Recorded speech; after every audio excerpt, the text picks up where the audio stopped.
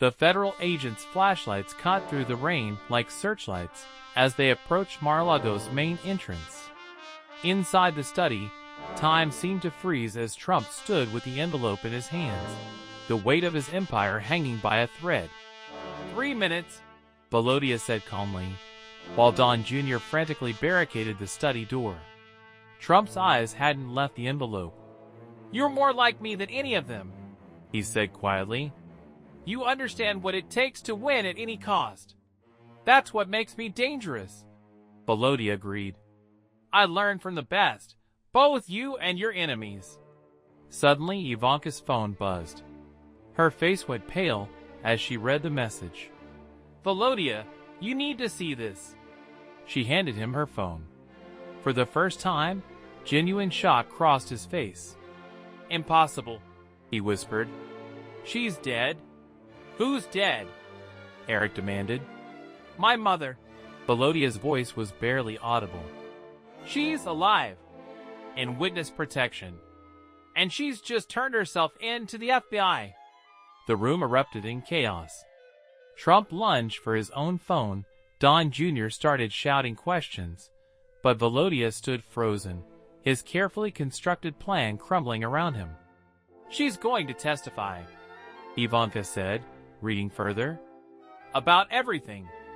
The KGB operations, Fedorov's plans, her fake death, and about you, Volodya. About what they trained you to do." Volodya's laugh was hollow. "Mother, always the wild card. Even Fedorov couldn't control her." He turned to Trump. Did you know she was alive?" Before Trump could answer, the study door burst open. FBI agents flooded in, weapons drawn. Behind them stood a woman with ash blonde hair streaked with gray, her face lined but still beautiful, her eyes holding that same fierce intensity that Volodya had inherited. "Volodya," Natasha Petrovna said softly in Russian. "My son, that's enough." "Mother?" Volodya's voice cracked like a child's. "They said," Fedorov said. "Fedorov lied. About everything." She stepped forward. "Your father didn't abandon us. He helped me escape when we discovered Fedorov's true plans. The evidence you have, the documents, they're all part of Fedorov's long game. He raised you to be his weapon against the Trumps, fed you half-truths and lies, molded your hatred." "No," Volodya shook his head. "No, I saw the proof. You saw what they wanted you to see." Trump cut in. "Your mother and I, we made a deal. She would disappear, stay hidden, until we could be sure Fedorov couldn't hurt her. Everything else, the money, the empire, it was all to protect her. To protect you." Volodya staggered back as decades of certainty crumbled. "The evidence I gave the FBI will help us finally take down Fedorov's network," Natasha said. "But not the way you planned." The FBI agents were already collecting the documents scattered across the desk. Don Jr., Eric, and Ivanka stood in stunned silence as their family's hidden history unraveled before them. Volodya turned to Trump, really seeing his father for the first time. "All these years, you thought what they wanted you to think," Trump said. "But you're still my son. And you proved one thing, you're a Trump. You came at me with everything you had, just like I would have done." Natasha stepped forward and took Volodya's hand. "It's time to end this game, my son. Time for the truth to come out, all of it." As the agents led them out into the storm, Volodya looked back at his father and siblings one last time. The empire he'd come to claim now seemed meaningless compared to the revelation that his whole life had been built on carefully constructed lies. Trump watched them go, his face unreadable. Behind him, his other children waited for explanations, for answers to questions they'd never thought to ask. Outside, reporters were already gathering, drawn by the lights and sirens, ready to broadcast the latest Trump family drama to the world. But this story would be different. This wasn't about money or power or empire. This was about a father and son, a mother's sacrifice, and the dark shadows of the past finally brought to light. As the storm began to clear over Mar-a-Lago, the true legacy of the Trump dynasty was being rewritten, not in gold letters on buildings, but in the complex bonds of family, betrayal, and redemption.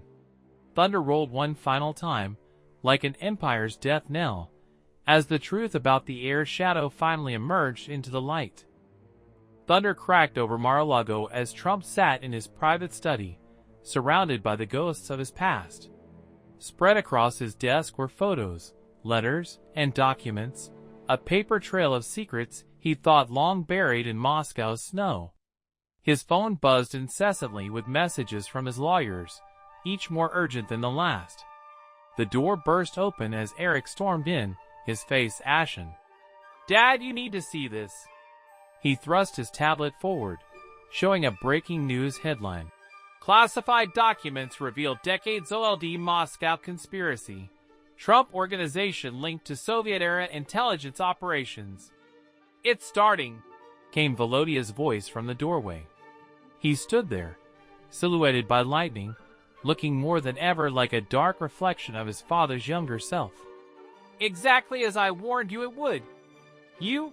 Eric snarled, starting forward, but Trump's voice stopped him. "How much do you really know?" Trump demanded of Volodya, his voice uncharacteristically quiet. "Everything, including what really happened to my mother."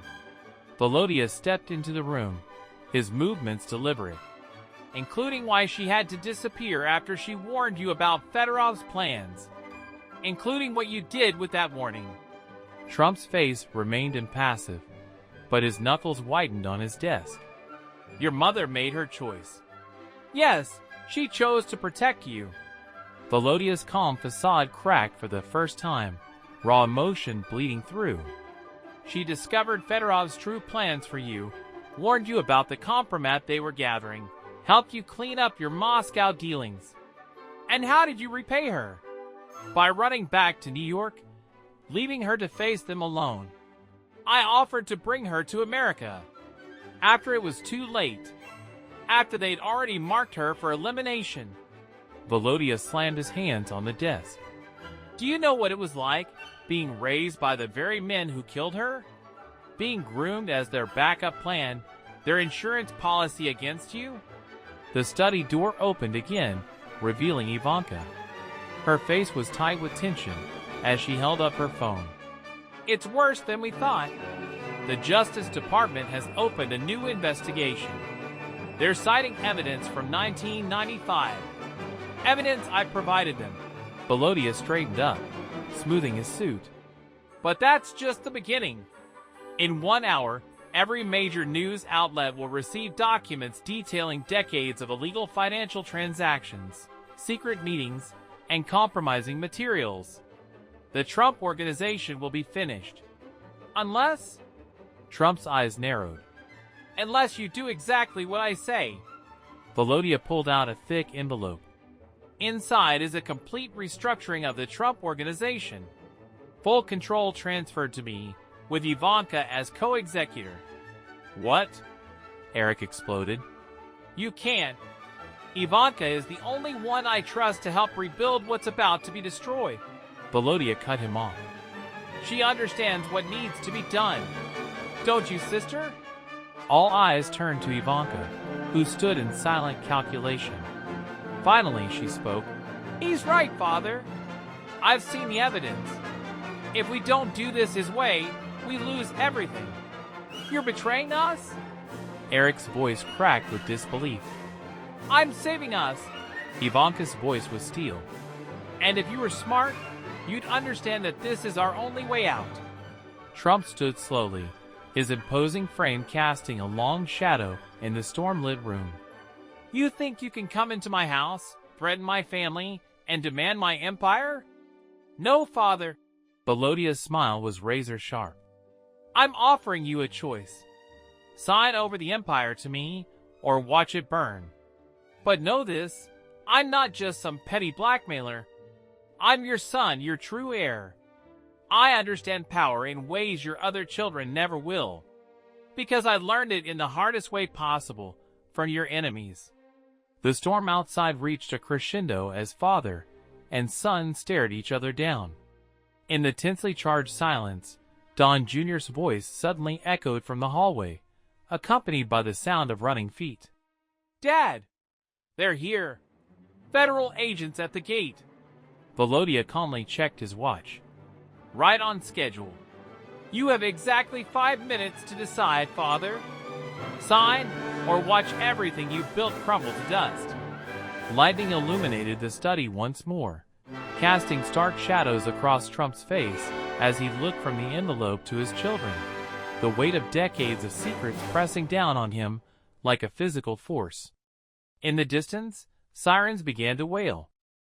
The next morning, Ivanka sat alone in her private Mar-a-Lago suite, staring at an old photograph she dug out of her father's private files.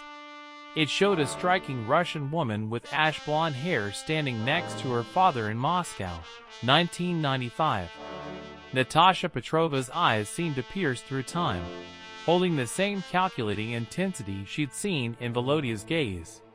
A soft knock at the door interrupted her thoughts. "Come in," she called, quickly slipping the photo into her drawer. To her surprise, it was Volodya who entered, carrying a leather briefcase. "Bold of you to come here," she said coolly. "Don Jr. has men watching every corridor." Volodya smiled. "Our brother's men are easily distracted. Besides, I thought it was time for a real conversation. Sister to brother." He sat down uninvited, placing the briefcase on her desk. "You've been doing your research, haven't you? Looking into Mother's background?" Ivanka's silence was answer enough. "But you haven't found much," Volodya continued, "because the real story isn't in any official records. It's here." He opened the briefcase and pulled out a worn journal. "Your mother's diary?" Ivanka asked skeptically. "Better. The private notes of Anton Fedorov, former KGB officer turned oligarch, Mother's handler, and the man who orchestrated Father's Moscow ventures in the 90s. Ivanka's composed facade cracked slightly. "Handler? Oh, sister." Volodya leaned forward. "Did you really think those Moscow deals were just business? Mother wasn't just any model at those parties. She was carefully chosen. Everything was carefully chosen." He opened the journal, revealing pages of handwritten Russian text and photographs. Father's visits to Moscow, the hotel deals, the pageants, all orchestrated to create compromising situations. Mother was supposed to be one thread in a very large web. If you're trying to threaten our father with Soviet-era compromat. No, sister. I'm showing you why I'm more than just some illegitimate child seeking his inheritance. Volodya's eyes glittered. I'm the product of a decades-long operation. One that didn't go quite as planned. He pulled out more documents. You see, Mother fell genuinely in love with Father. Went off script. Had me. And when her handlers discovered this deviation, they... He paused, his first show of genuine emotion crossing his face. They made her disappear. I was raised by Fedorov himself, groomed to be a very specific kind of weapon. Ivanka studied her half-brother's face carefully. Why are you telling me this? Because you're the only one smart enough to understand the real game. He leaned back. I'm not here to destroy the Trump organization. I'm here to save it. From what? From what's coming? He pulled out one final document. 2 weeks ago, I discovered something in Fedorov's old files. Something about Father's current legal troubles, his political enemies, and a plan set in motion decades ago. A plan that's about to come to fruition. Ivanka's hands trembled slightly as she read the document. This can't be real. It is. And it's just the beginning. Volodya stood. Father's enemies aren't just political anymore, sister. They're the ghosts of his past, and they're closing in. The only question is, when it all comes crashing down, which side of history do you want to be on? Before Ivanka could respond, shouting erupted from somewhere in the mansion. Don Jr.'s voice carried down the corridor. Where is he? Where's that Russian bastard? Volodya smiled calmly. Right on schedule. It seems our brother found the little present I left in his office. What did you do? Ivanka demanded. I simply made sure he discovered some very interesting documents about Eric's recent meetings with the Justice Department. Amazing how quickly siblings turn on each other when survival is at stake. The shouting grew closer. Volodya headed for a side door, pausing to look back at his sister. Think about what I said. You have until tomorrow to decide.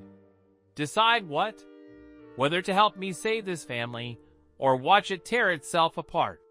He slipped out just as Don Jr. burst through the main door, his face contorted with rage and a handful of papers clutched in his fist. Did you know?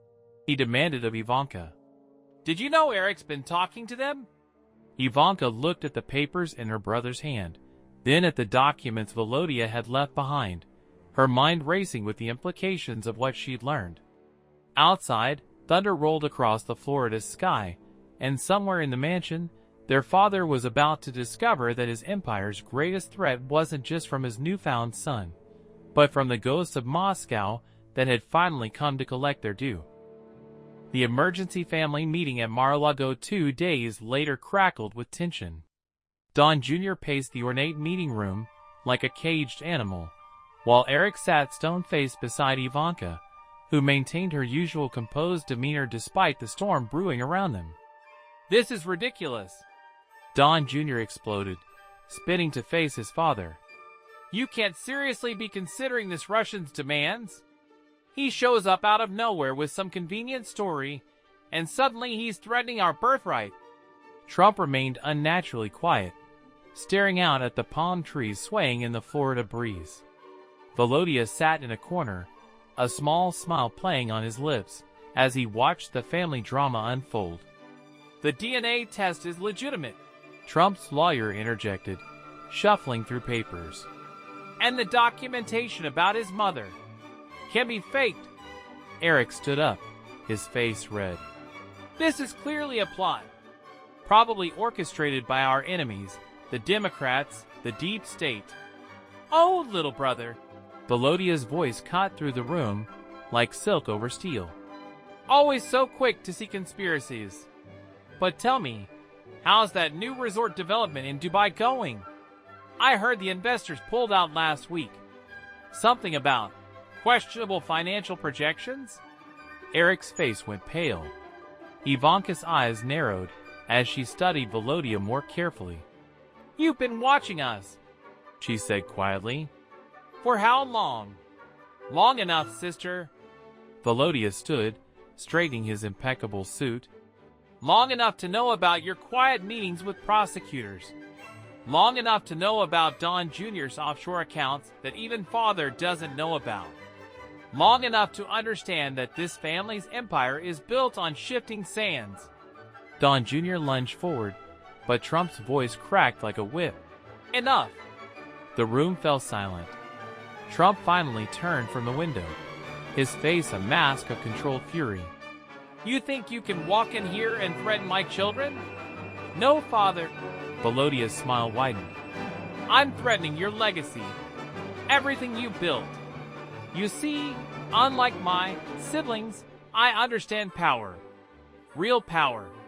I learned it in Moscow, in the shadows where your abandoned son grew up. He pulled out his phone, tapped a few times, and suddenly their phones buzzed simultaneously. They looked down to see documents, photos, bank statements, secrets they thought buried. This is just a taste, Volodya said softly. I have enough to bury this family 10 times over. But that's not what I want. I want what you all take for granted, my rightful place. And what makes you think you deserve it? Ivanka challenged, her voice ice cold. Because, dear sister, I'm willing to do what none of you are. I'm willing to burn it all down. He turned to Trump. Isn't that what you always taught them, father? Win at all costs. Well, I've learned that lesson without you even being there. Trump's expression changed subtly, a flash of something almost like recognition crossing his face. Don Jr. saw it too, and his face contorted with rage. "Dad, you can't. I want to speak to him alone," Trump announced suddenly. The siblings erupted in protests, but Trump silenced them with a look. As they filed out, Volodya caught Ivanka's arm. "You of all people should understand, sister," he whispered. "You're the smart one. You know this family needs new blood." She pulled her arm away, but hesitated at the door, looking back at her father and this stranger who wore their features like a mask. As the door closed, Trump walked to his private bar and poured 2 drinks. He handed one to Volodya. "You remind me of someone," Trump said quietly. "Mother said the same thing." Volodya took the drink. "She said I had your instincts. Your ruthlessness. And what did she tell you about me?" "Everything." Volodya's eyes hardened. "Every promise you made. Every lie you told. Every time she checked the mail for support that never came. But most importantly, she taught me how to win." Trump studied his newfound son's face, seeing shadows of his own reflection twisted through a dark mirror. Outside, storm clouds gathered over the Atlantic, and somewhere in the mansion, his other children plotted their countermove. The January wind howled through the concrete canyons of Manhattan, whipping snow against the golden facade of Trump Tower. Inside the penthouse, Donald Trump sat in his customary leather chair, reviewing documents with his lawyers when his assistant burst through the door, face flushed with anxiety. "Mr. Trump, sir, there's someone here insisting on seeing you. He won't leave, and he's causing quite a scene in the lobby." Trump waved his hand dismissively. "Security can handle it. I'm busy." "Sir," the assistant lowered her voice, "he's speaking Russian, and he's showing everyone a photo. An old photo. Of you and a woman. In Moscow. From 1995. The former president's face remained impassive, but his fingers tightened almost imperceptibly on the paper he held. The lawyers exchanged glances as Trump slowly set down the document. "Send him up," he said after a long moment, "but have security right outside." 20 minutes later, a tall young man strode into the room. His features were eerily familiar, the same commanding presence, though softened by distinctly Slavic characteristics. His blonde hair was darker than Trump's had ever been, and his eyes held an intensity that seemed to pierce through the room's expensive decor. "Finally," the young man said in perfect English, though tinged with a Russian accent. "I've waited 29 years for this moment, Father." Trump's lawyers immediately began gathering their papers, but Trump held up his hand. "Stay," he commanded, then turned to the stranger. "I don't know who you are or what kind of scam you're trying to pull, but my name is Vladimir Petrov," the young man interrupted, pulling out a thick envelope. "Though my mother called me Volodya. She was Natasha Petrova. You met her during your visit to Moscow in '95. The Plaza Hotel deal? Ring any bells?" Trump's face reddened. "Get out Before you what?" Volodya's smile was cold as he removed several documents from the envelope. "Before you deny the DNA test results I have here? Or the letters you wrote to my mother? Or perhaps the photos of you two together, the ones that never made it to the press?" The lawyers leaned forward, their professional curiosity piqued despite themselves. Trump stood up slowly, his imposing frame casting a shadow across the room. "Whatever you want, whatever amount." "Money?" Volodya laughed, the sound sharp and bitter. "I'm not here for your money, Father. I'm here for what's rightfully mine. Your empire, your legacy. I am your firstborn son, after all. I have children," Trump growled. "Legitimate children. Don Jr., Eric, Ivanka. Ah yes, the golden children," Volodya sneered. "The ones you parades around while my mother struggled in Moscow, while I grew up wondering why my father abandoned us.